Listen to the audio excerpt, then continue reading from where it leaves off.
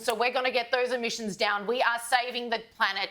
Come on, tradies, do your bit for the environment. It's just going to cost a paltry $250,000, okay? But look, we're trying to save the planet here. We know you can get a U-Butte brand new Hilux for the vicinity of 70 grand, but no, just fork out more than 3 times that much for an EV, which has, get this, 400 kilometres of range on it before you have to charge up again, I'm assuming. That's without towing something on the back. That's without, yeah. So don't put any loads in your ute or anything. Otherwise, you're not going to get your 400 Ks out of it before you have to plug into a charger and charge for goodness knows how long. Maybe it's an hour, maybe it's 2.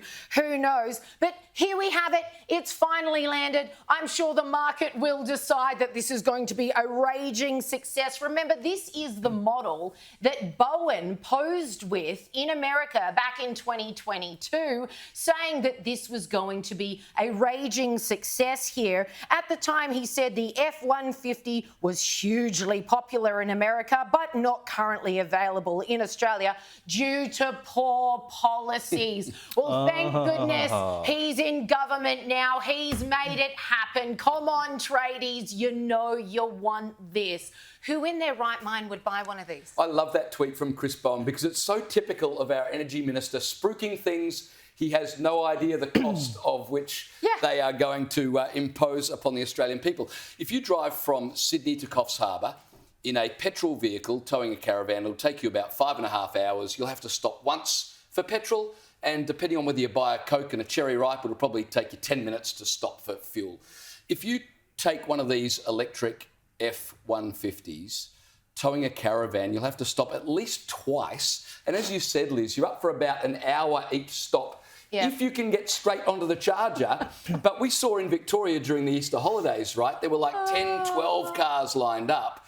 So your 5.5 hour trip in a petrol vehicle is looking like at least 8, 9 hours in one of these things. And don't forget, most charging stations require you to remove the caravan from your vehicle before you can recharge it. So it's all sorts of hassle.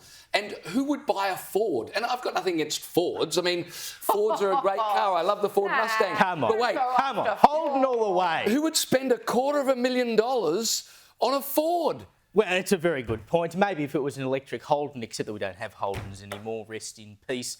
GM Add a couple of more dollars and get an Aston Martin or something. Well, that's a very good. Actually, I would do that, and it won't be an electric one. It'll be a V12, and I'll be driving around pretending I'm James Bond. I'm Caleb Bond, but I'll pretend to be James Bond.